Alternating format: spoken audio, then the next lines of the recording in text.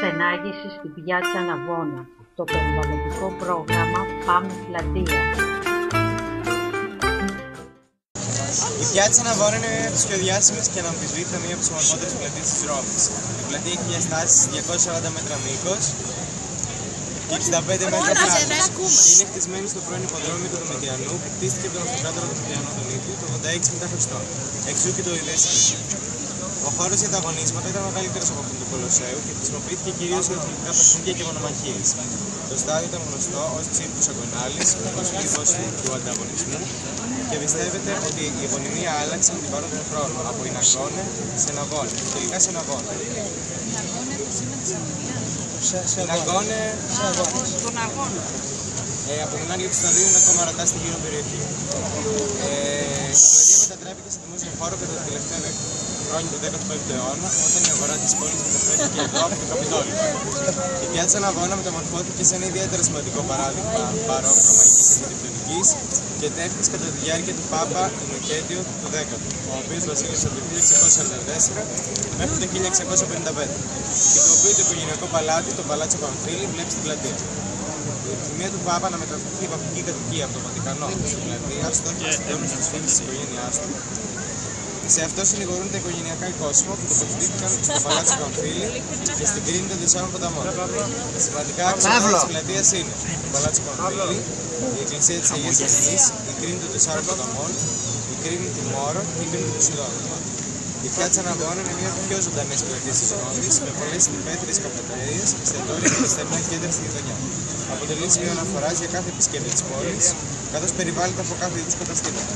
Οι τόποι τη χαρακτηρίζουν και ως καρδιά της Ρώμης. Πάντως σε μήκος, παιδιά, είναι λίγο μεγαλύτερη από τον Άγιο Πέτρο, για να καταλάβετε. Η Εκκλησία της Αγίας Αγνής. Η Εκκλησία της πλατείας είναι η Εκκλησία της Αγίας Αγνής, που τη βλέπετε, που είναι μια παρόμοια εκκλησία του 17ου αιώνα. Αναγέρθηκε στη θέση ενός μεσαιωνικού παρεκκλησιού, που σύμφωνα με την παράδοση βρισκόταν επάνω στον οίκο ανοχής που μαρτύρησε η Αγία Αγνή. Η κατασκευή ξεκίνησε το 1652 υπό τους αρχιτέκτονες Τζιρόλαμο Ραϊνάλντι και το γιο του Κάρλο Ραϊνάλντι. Το 1653 ο Φραντσέσκο Μπορομίνη κλήθηκε να ολοκληρώσει την εκκλησία αντικαθιστώντας του Τζιρόλαμο και Κάρλο Ραϊνάλντι. Μέσα σε 2 χρόνια που εργάστηκε, ξαναέκτισε την πρόσωψη ως τοπικό, το εσωτερικό της εκκλησίας και τον τρούλο. Έπειτα οι εργασίες διακόπηκαν και ξανάρχισαν το 1657 από μια ομάδα αρχιτεκτόνων στην οποία συμμετείχαν ο Κάρλο και ο Μπερνίνι. Πρόσθεσαν το ψηλότερο επίπεδο των καμπαναριών, το φανό του τρούλου και τις εσωτερικές διακοσμήσεις. Το οικογενειακό παρεκκλήσιο του Πάπα ολοκληρώθηκε το 1670. Η εκκλησία εγκαινιάστηκε το 1672. Ο ναός είναι τετράκορφος μονόχωρος ελληνικού σταυρού. Η Αγία Αγνής θεωρείται υψηλή μπαρόκο επανάληψη της συμμετρικής κάτωψης του Αγίου Πέτρου. Η πρόσωψη έχει μήκος 30 μέτρα και γενικότερα συγκεντρώνει μεγάλο μέρος της αρχιτεκτονικής αξίας της εκκλησίας. Εντύπωση προκαλούν οι αναλογίες και η πλαστικότητα της πρόσωψης. Τελικά η Αγία Αγνή ενσωματώθηκε στο μέτωπο του δυτικού τοίχου της πλατείας το 1654 με την ανέλυση του κολεγίου Ινατσενζιάνο, βόρεια της εκκλησίας σε σχέδιο του Μπορομίνη. Το όνομα της εκκλησίας δεν έχει καμία σχέση με την αγωνία του μάρτυρα και η Ναγκώνη ήταν η αρχαία ονομασία της Πιάτσα Ναβώνα. Το Παλάτσο Παμφίλη. Όπως λοιπόν βλέπετε όλοι, βρισκόμαστε σε ένα εντυπωσιακότατο κτίριο το οποίο ονομάζεται Παλάτσο Παμφίλη. Προφανώς και είναι στεγάζει τη βραζιλιανή πρεσβεία εδώ πέρα από περίπου το 1964.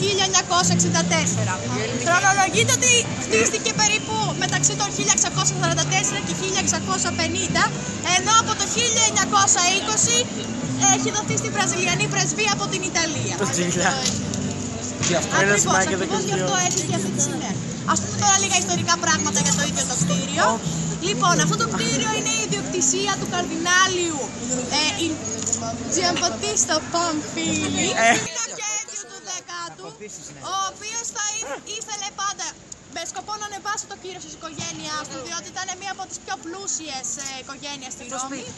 Ήθελε να φτιάξει ένα παλάτι, στο οποίο το αρχιτεκτονικό πλάνο ήταν να ενσωματώσει ήδη υπάρχοντα κτίρια νεοκλασικά, άλλα παλάτια, Ένα από αυτά ήταν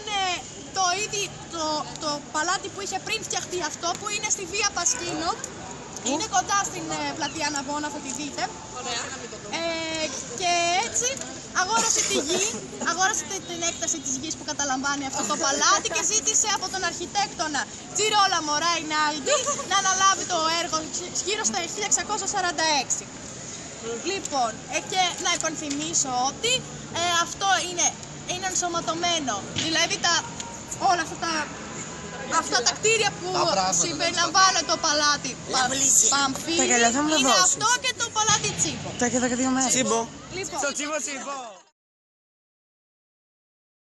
Λοιπόν, τώρα θα σας μιλήσουμε για τις αρχιτεκτονικές προοπτικές του παλατιού Τσίμπο.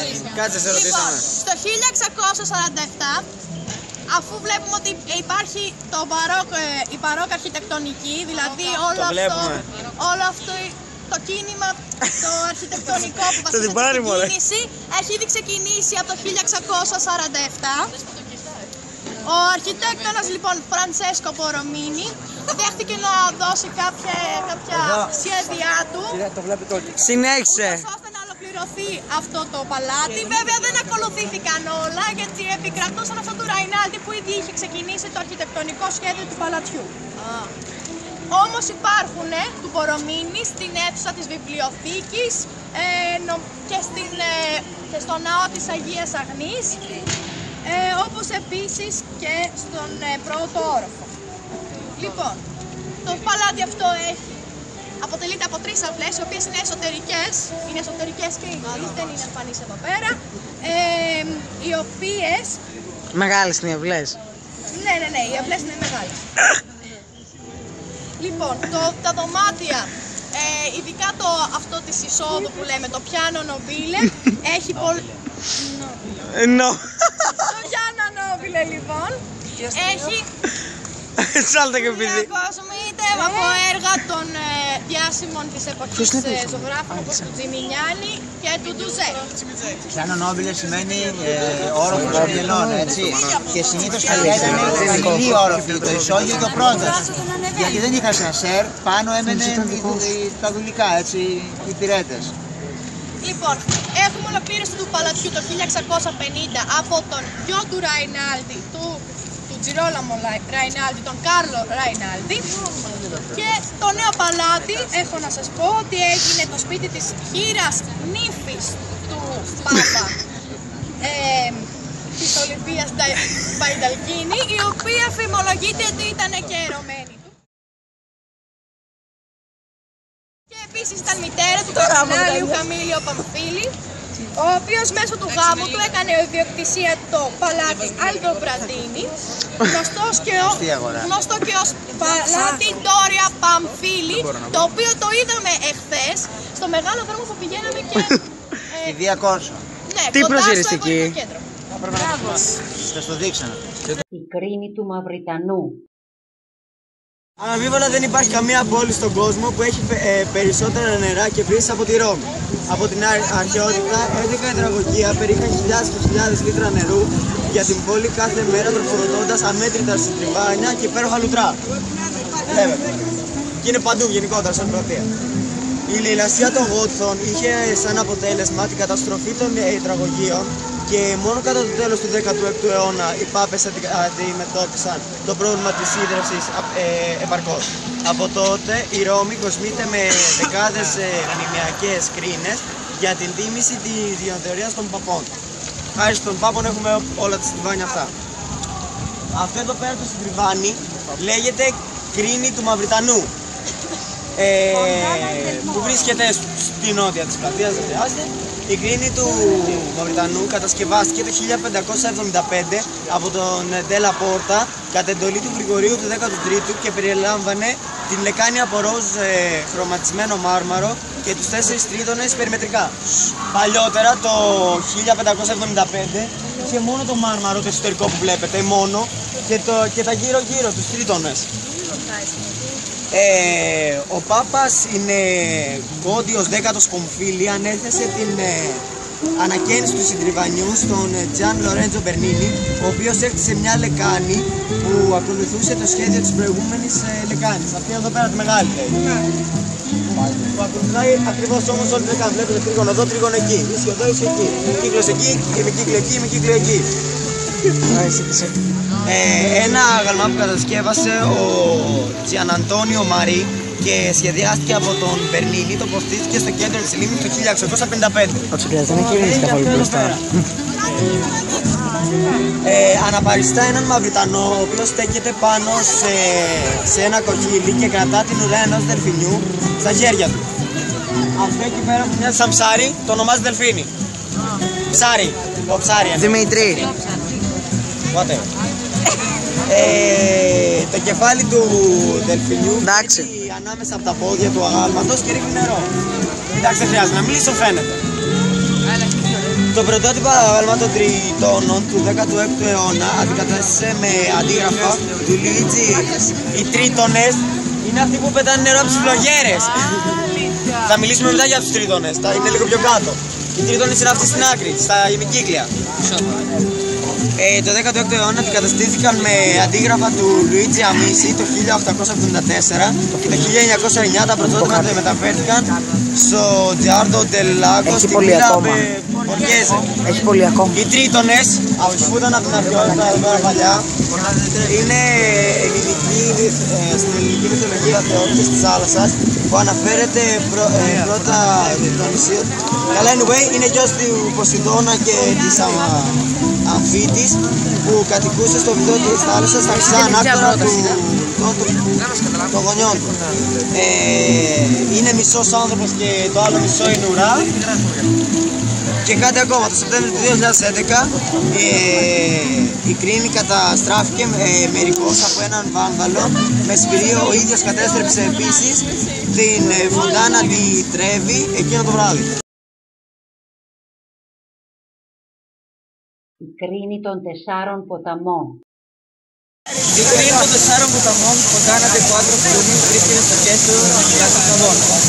Πρόκειται για ένα χαρακτηριστικό δείγμα τέχνης μπαρόκ. Συγκαταλέγεται στις πιο ενδιαφέρουσες αστικές κρίνες του κόσμου. Η θέση της κρίνης δεν είναι ακριβώς στο κέντρο της πλατείας, γιατί παραφορεί την κεντρική θέση της στην εκκλησία της Αγίας Αχνής. Σχεδιάστηκε και υλοποιήθηκε από τον γλύφο ζωγράφο Gian Lorenzo Bernini το 1691, καθώς χαρακτηρίζει του Πάπα Ενωκέτη. Η κρίνη βρίσκεται στο κέντρο της πλατείας και αποτελεί μια μεγάλη οειδή. Κάτω από ένα μεγάλο αμάρμο σύμπλασμα στην κορυφή του οποίου τοποθετημένος είναι ένας αιγυπτιακός οπελίσκος και γύρω του αποτελούν 4 μυθικές μορφές ποταμών θεών. Η αρχική ιδέα είχε αποδομήσει, αλλά το διαγωνισμό κέρδισε τελικά ο Μπερνίνι το 1648. Κατάφερνε και δείχνει το πέρα του Πάπα για να πάρει την ευκολεξία της κρίνης παρά την αντιπάθεια που έτρεπε ο Πάπας αυτό. Ο Μπερνίνι κατάφερε στην τελάτωμα της κρίνης που ήταν η χαμηλή πίεση του νερού, τοποθετώντας τα σημεία εξόδου στα χαμηλότερα μέρη του μπράχου. Χρησιμοποίησε υδάτινες πορείες και ευρύς πίδακες με μορφή βεντάλια. Τοποθέτησε ένα σπασμένο obelisko που βρέθηκε στην αρχαία οδό Άπια, στην κορυφή του βράχου. Τα γυμνά είναι αλληγορίες των 4 κύριων ποταμών της γης, ένας για κάθε μία από τις τότε γνωστές επίρους, οι οποίοι παρουσιάζονται σαν γίγαντες που στηρίζονται στο κεντρικό βράχο φτιαγμένο από τραβερτίνη. Συμβολίζουν την εξάπλωση του ρωμαιοκαθολικού στις 4 επίρους. Οι φιγούρες των 4 ποταμών κατασκευάστηκαν από 4 διαφορετικούς γλύπτες. Η καινοτομία της κρίνης ήταν πως οι γλυπτές μορφές των ποτάμιων θεών δεν ήταν εξαπλωμένες σύμφωνα με την κλασική παράδοση, αλλά σχεδιάστηκαν καθιστές με διαφορετικά χαρακτηριστικά και στάσεις, εκφράζοντας έντονη κίνηση. Στον όγκο του βράχου συμμιλεύτηκε ένα άνοιγμα που προσφέρει οπτικές πηγές από την πλατεία και από που ξεπροβάλλουν ένα λιοντάρι και ένα άλογο. Η σύνδεση ολοκληρώνουν άλλες μορφές του ζωικού βασιλείου των 4 υπήρων, ένας αρμαντήλος, ένα φλίτη, μια σμέρνα, και το χάλκινο περιστέρι στην κορυφή του Οβελίσκου και τα μικρά δελφίνια στην άνω του Μανδρίλη. Επίσης, του Φυτικού Βασιλείου, ένας πίνικας, ένας κάκος και άλλα φυτά. Ο Οβελίσκος στην κορυφή του συμπλέγματος είναι ένας από τους 13 Αιγυπτιακούς Οβελίσκους που βρίσκονται στη Ρώμη και κατασκευάστηκε επί αυτοκρατορίας του Δομητιανού. Για την τοποθέτησή του πάνω στην Κρίνη χρειάστηκε να κοπεί σε 4 τμήματα. Πάμε γύρω-γύρω τώρα. Ναι, ποιο ποταμό θα πούμε πρώτα? Λοιπόν, Ωραία, θα πάμε από εκεί, γύρω-γύρω για να δούμε όλα τα πράγματα αναλυτικά.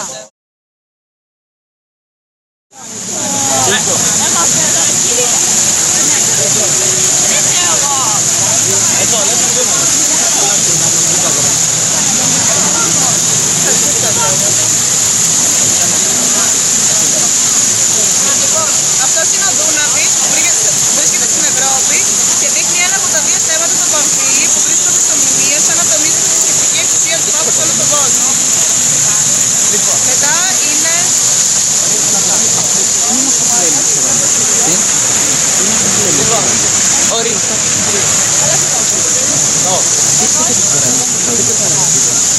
Ο Ρίο ντε λα Πλάτα είναι ποταμός του Νοτιού Αμερικής και έχει απάνω του νομίσματα τα οποία συμβολίζουν τα σημαίνια νερά του.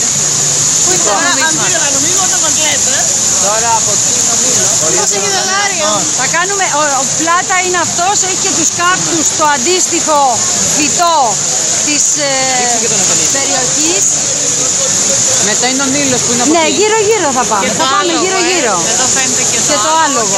ο οποίος βρίσκεται στην Αφρική. Καλύπτει το πρόσωπό του με ένα πέπλο, αναφορά στο μυστήριο των πηγών, του που παρέμειναν άγνωστος μέχρι τα τέλη του 19ου αιώνα.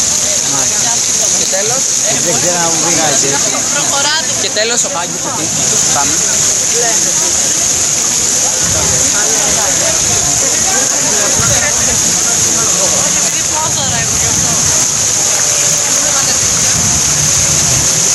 Ωραία, και ο Άγγις που βρίσκεται στην Ασία και κρατάει ένα μακρύ κουμπί που συμβολίζει την πλοημότητα του ποταμού. Τι συμβολίζει? Την πλοημότητα του ποταμού.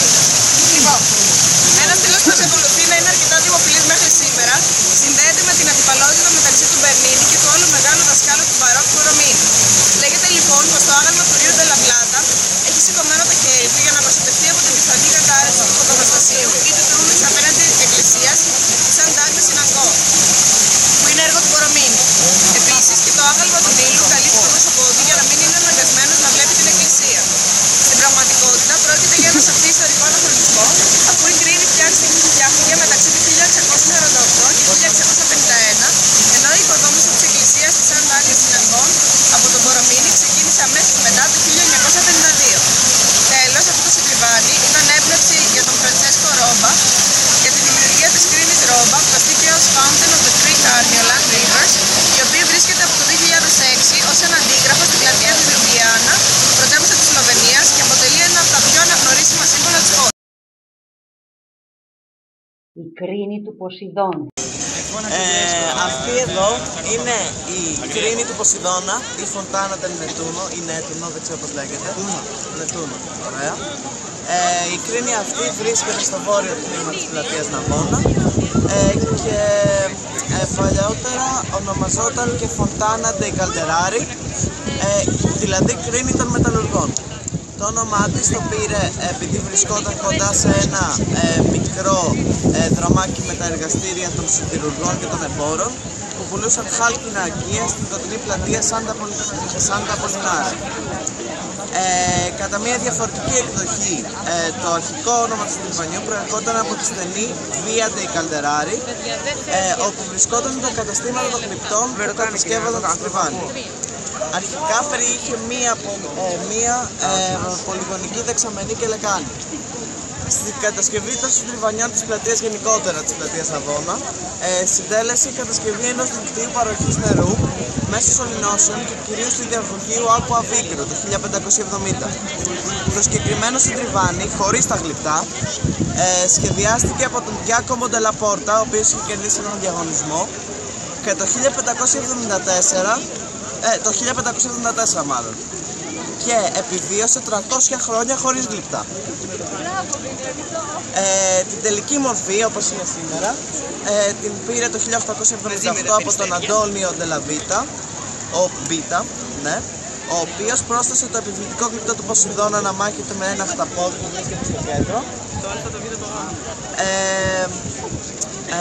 Ναι, και από τον Τζεώργιο Ζάπαλα, ο οποίος κατασκεύασε τα υπόλοιπα γάλματα με βάση το μυθολογικό θέμα των Νηριείδων. Οι Νηριείδες είναι αυτές εκεί πέρα οι γυναίκες. Ναι. Με τους Ερωτιδείς. Οι Ερωτιδείς είναι τα μικρά γραμματάκια. Ναι.